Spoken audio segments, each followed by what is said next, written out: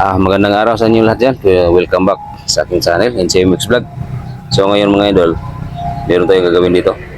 So merong water pump na dinala dito sa atin mga idol. At yun, subukan nating tingnan kung ano yung problema nito mga idol.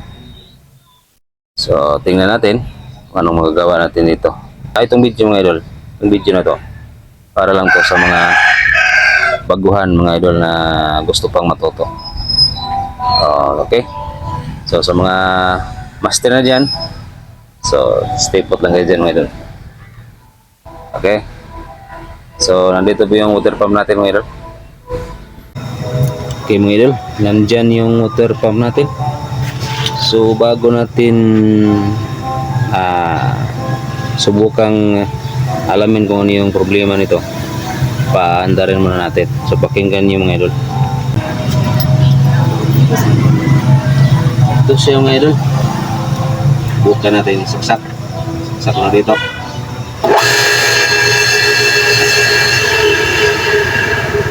So yun, medyo maingay yung andar niya.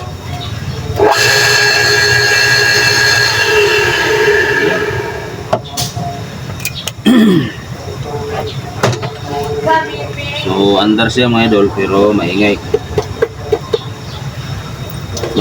siya. Kaya siguro to dinala dito para mapalitan ng bearing mga idol. So pagka ganito mga idol na maingay na yung andar, ang problema nito ay bearing, no? So ngayon meron tayong bearing dito, dalawang bearing.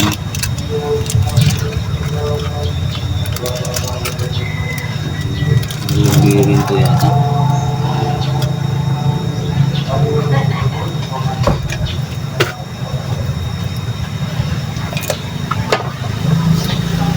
Okay mga idol, dahil maingay ito, so unang gagawin natin is baklasin natin ito mga idol.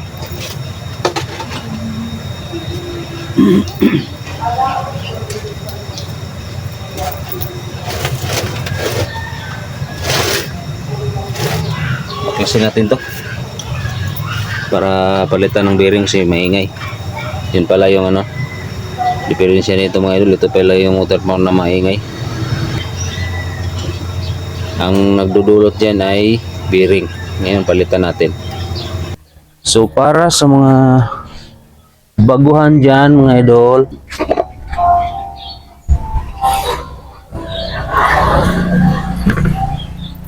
so yun mga idol, para sa mga baguhan dyan na hindi pa alam kung paano baklasin to, unan yung gagawin is kunin tong cover na to. Matatanggal to mga idol.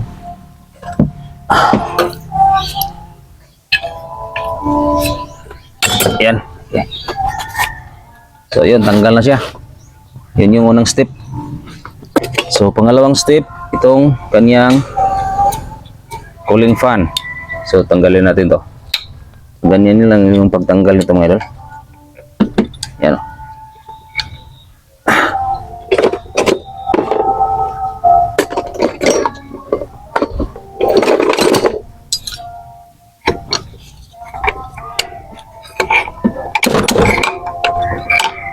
Yan. So ito, tanggal siya. Lagyan natin dito. So ngayon, yung pangatlong step, nakikita niyo dito sa ilalim, pagtanggal ng cover, may 4 na bolt. So may 4 na bolt. So ito yung tanggalin. Mahaba itong bolt mga idol. Okay.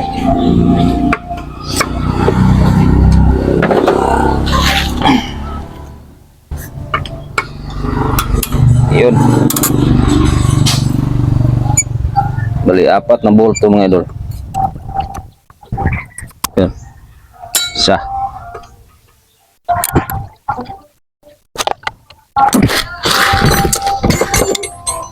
So ito yung turman niya mga idol. So ito yung 4 na bolt. Yan.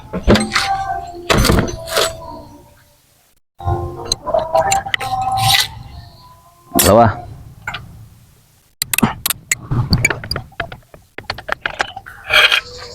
Apat.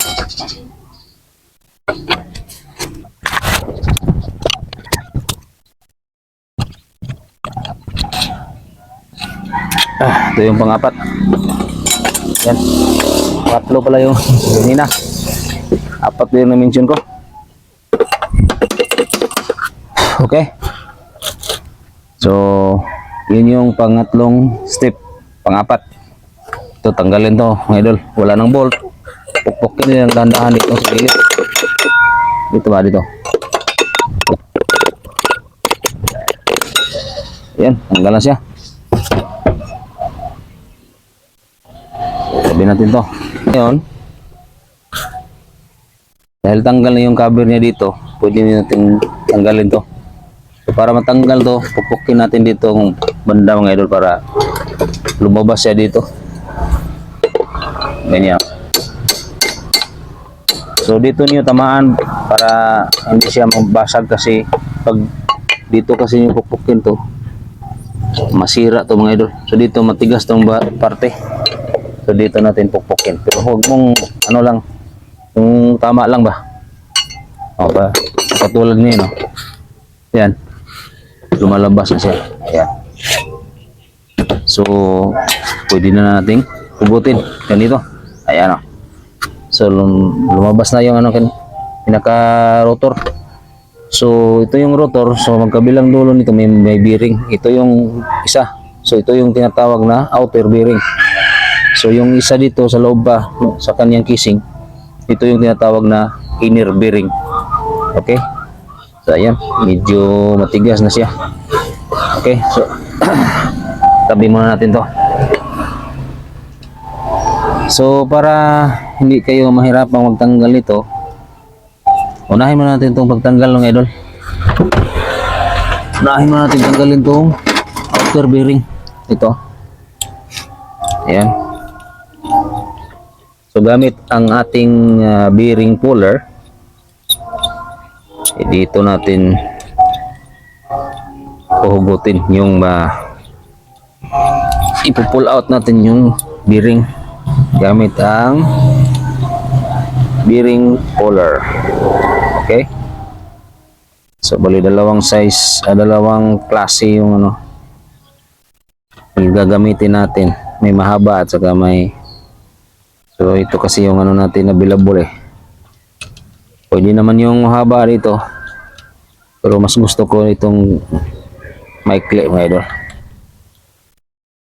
Ganito sana yung ano ba, klase na bibilihin ko, pero masyadong maikli, hindi magkasya sa ano kabila. So ito lang yung ano natin gamitin. D13 12 pala. So yan.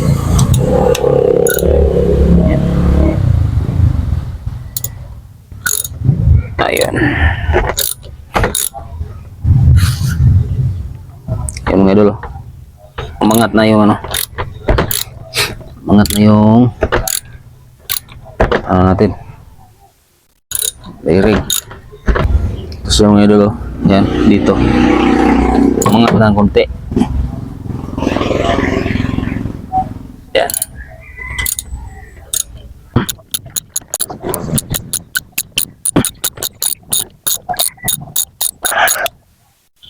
Yun. Ito na siya, mga idol. Okay guys, yan. Okay.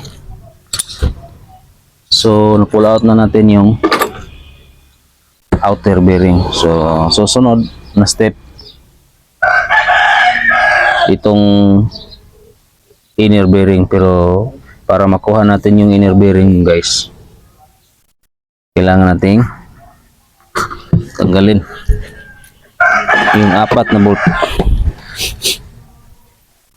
Yung apat na bolt, guys, kailangan nating tanggalin para makuha natin yung ito. Para makuha natin to, tanggalin natin itong apat na bolt. Ito, mga malalaking bolt. Ito yung nagdudugtong sa pump. Dito yung pump. Kaya may bolt dito. Okay? Ito guys.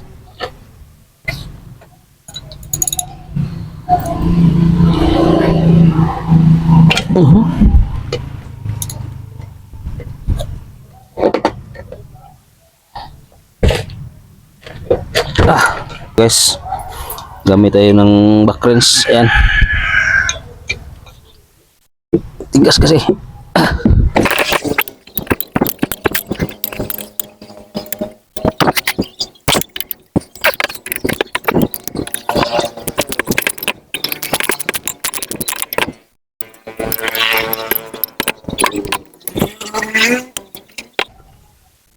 So ito na guys, isa tanggal na. Sa kabila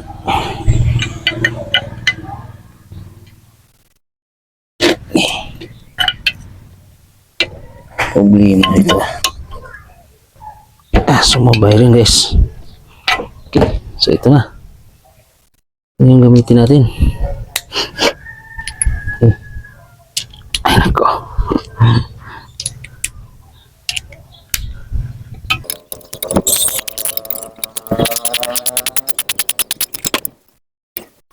Yan. Pangalawa guys.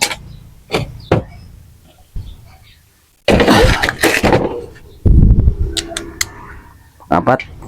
Pangatlo pala. Ito. Diretso naman tayo sa apat. May isa pa. Okay, ito. Pangatlo guys.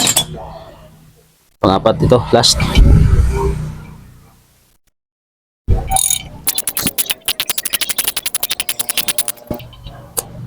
Ito na guys. Pangapat. Last. So ngayon pwede na nating tanggalin to.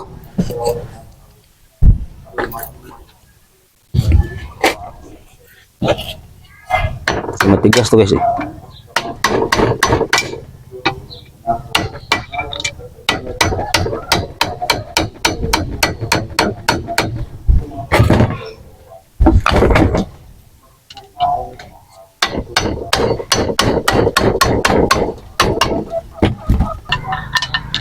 So, ganito lang guys.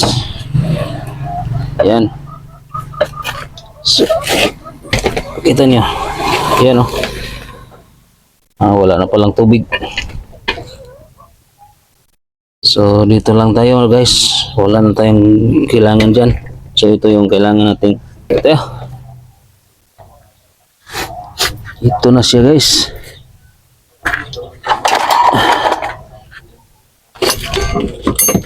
Yan o. Hindi pa tayo tapos. Para maabot, makuha natin tong pinaka-rotor. Kailangan muna tayong dadaan dito sa impeller. So, kunin natin yung impeller guys. Yan. Okay na. Yan. Ganyan. Yun. Buti sumabay agad. Lambot lang ah. Okay, ito yung nut. Tanggal na. Tapos may mga washer pa. Yan. May mga washer. Ngayon, kailangan natin ng ganito dito. Yan. Ayun, lambot lang pala. Ayan. So, tanggal na yung impeller. Saka mayroon pang lock dito guys, maliit. Yan. Pinakamaliit na lock guys. Ito, huwag nyo itong kalimutan at huwag mong i-ano. So yun, lock. Tapos na. Sunod, ito mayroon pang pinaka shop shell. Ayan. So dito na parts guys. Marami kayong bali apat. Apat yung tanggalin niyo dito. Una yung nut, siyempre no. Pangalawa yung impeller. Pangatlo yung lock at pangapat last itong pinaka shop seal. So tanggalin natin to guys. Yan. So medyo malambot din siya. Yan yung kagandahan sa ganitong brand guys. Ayan. Huwag nyo itong so ingatan natin dito na hindi ma-crack dahil ito yung nagsisilyo ng tubig talaga guys. Dito sa pinaka rotor niya. At saka itong rubber. Dahil kapag nag-crack to guys, hindi nyo naayos ng pagtanggal nito. Crack tong pinaka-carbon niya. Ito, nakapalibot yung itim. Turo ko sa inyo guys. Para kung gagawa tayo kayo ng ganito. Ito, ayan. Itong pinaka-carbon niya, itim. Kapag nag-crack to guys, walang silbi to. Maglilik yung natin. Pump dyan sa likod, lalabas yung tubig, kaya ingatan nyo to na hindi mag crack, okay, or magasgas kasi naka to sa kabila, may ceramic doon sa kabila, sila yung maglalaro dito, magpe-friction at isi-sealed niya yung surface para hindi lumalabas yung tubig. Okay. So ngayon guys, pwede na nating hatakin yung ating pinaka-rotor para lumabas siya. May katigasan din. Pukpukin natin. Pukpukin natin ito. So dito sa sentro guys, may medyo yun natin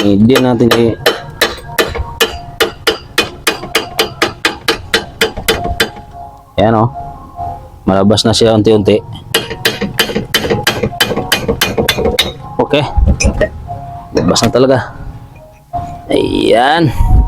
So ito na guys Ayan. Yung bearing sira. So madalas sira guys itong inner bearing talaga. Pero nagpalit ka na lang. So palitan mo na lahat para isang trabaho lang guys. Dahil pag isa lang yung pinalitan nyo tapos ito hindi, ito na naman yung masira, baklas ka na ulit pag nasira na. So kaya pag binaklas na ito lang yung sira, palitan nyo yung dalawa para isang trabaho na lang. Okay, so dito may rubber dito, steady na lang to. So dito lang to guys. Tapos itong inner, pukpukin lang natin ng konti para ayan, mangat na siya kahit pinukpok lang natin. Pero ingat sa pagpukpok guys, dahan-dahan lang para baka itong ma-disalign itong pinaka-axle niya. Yan tanggal na. Ayan. So hindi tayo pahirapan guys. So tanggal na yung dalawa.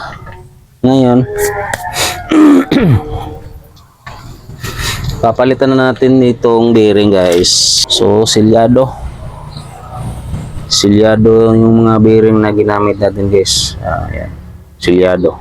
So may grasa na yan sa loob. So pasok na natin guys. Ito. So kailangan tayong gumamit ng tubo para ipukpok papasok ng bearing guys.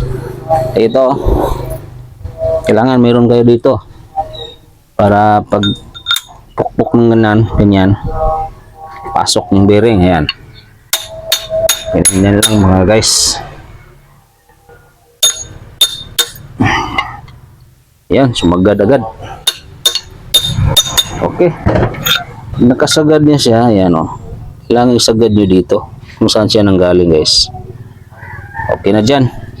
So yung isa dito sa outer, yan ganun pa rin. Ito yung gagamitin natin ang pukpok para hindi masira yung bearing guys yan, sumagad na. Yun, sagad na rin yan, kasi pag pinukpok ng martilyo mo ganito, sisira yung bearing guys dito. Kasi sa ilalim nitong silyadong nandyan yung sa loob yung ball bearing, yung metal na lingin, bilog. Parang bola. Andyan sa loob. Pag pinukpok mo dito sa labas, masisira yung bearing. Kaya dito sa gitna, tulad nitong diyan lang siya tatama sa gitna, guys. Ayan.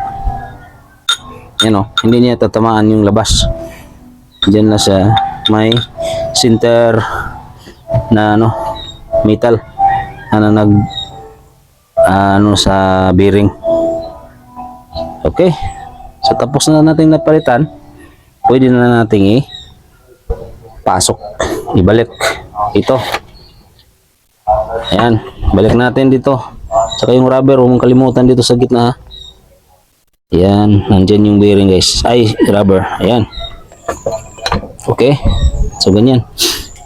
Pupukin lang natin ng dahan-dahan para maipasok natin yung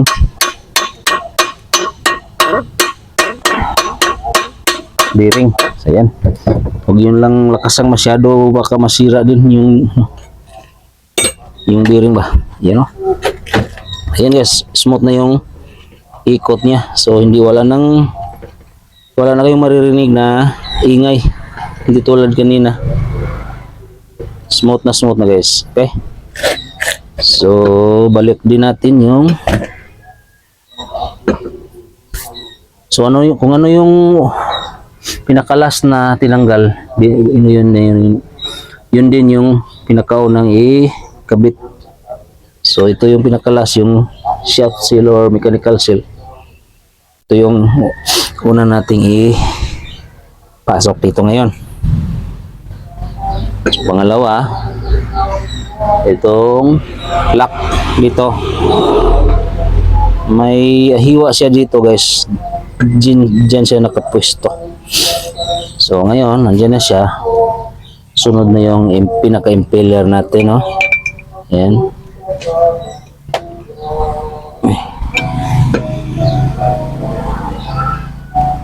Kailangan ayusin. So, ayan. Sunod yung mga washer. Plain washer. Tapos lock washer. At last na yung nut. Okay. Ayan guys. Naipasok na natin. So, kailangan natin higpitan to. Ayan. Okay. Ito yung pang-alcontra natin guys. Okay. Yan masyadong So, ayan na siya. Sunod natin gagawin ay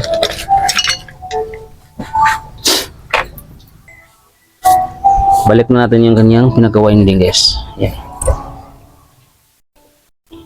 Tulad ng dati, huwag niyong baliktarin ha. So ito yung pinaka-support niya sa ilalim. Nasa labas to. Dahil pag binaliktad yung ganyan, baliktad din yung ikot niya. Kaya huwag niyong baliktarin guys. Pasok natin.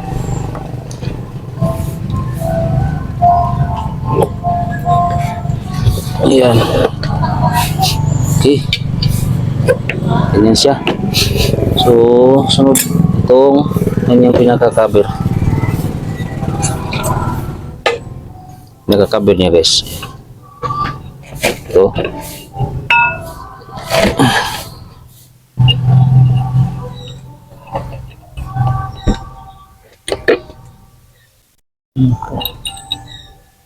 May washer pa dito. Yan. Okay. Sunod natin gagawin ay yung bolt. 4 na bolt guys. Lagyan muna natin ng grasa ito para hindi masyadong kalawangin ba.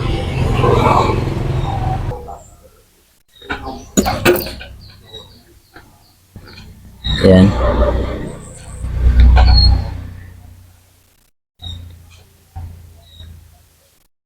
Okay. So pangalawa guys, tie rust para hindi siya lalamunin ng kalawang.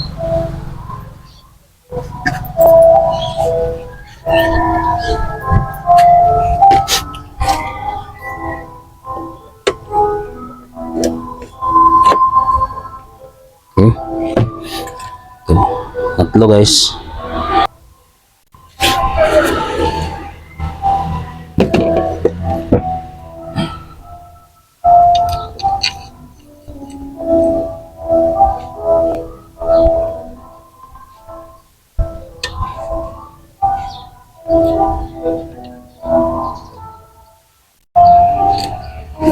Okay. Ito pang-apat.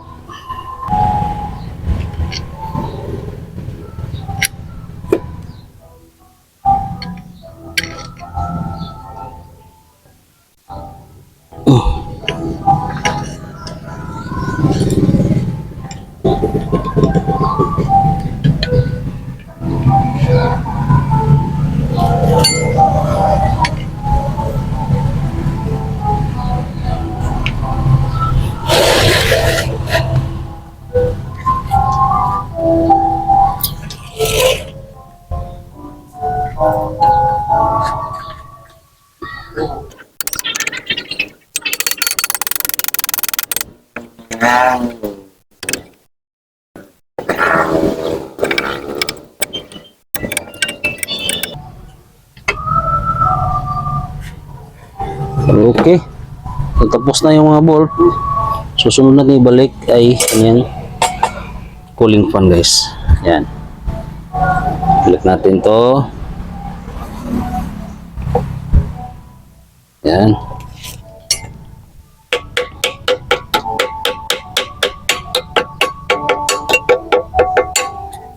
Alright. So yan guys. Meron na siya. Meron na siyang bagong bearing. So ang gagawin natin ngayon, testing muna natin guys. Saksak natin dito.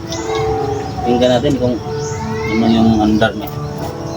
Okay, saksak na guys. Yun. Okay na yung under niya guys. So balik muna natin ito kanyang pinagkakabit.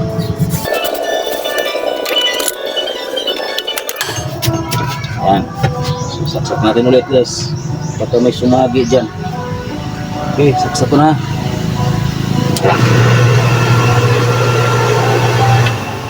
Yun. Okay.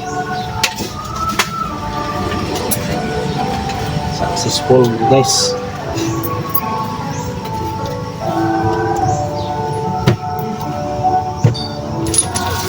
So balik muna natin itong pinaka-pump nya. Ito. Yan. Ito guys.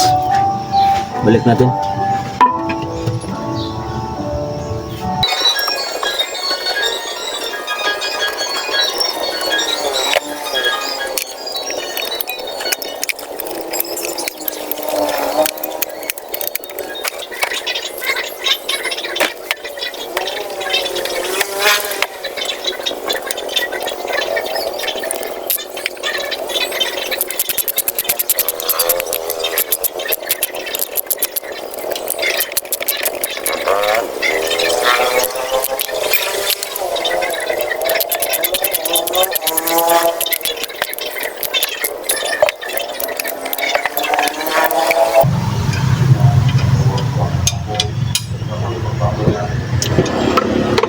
Okay. Tapos na guys. So, tapos na siya. Ito yung testing ulit. Baka may sumagi at hindi andar. Testing ko na guys. Last testing. Okay. Yun. Mga idol. Okay na guys. So yun guys, tapos na natin na palitan ng bearing guys. So yun, yung under niya okay na siya. Tapos yung ano niya, smoothness nandiyan na. So okay guys, dahil tapos na yung ginawa natin, dito na din magtatapos yung video natin guys.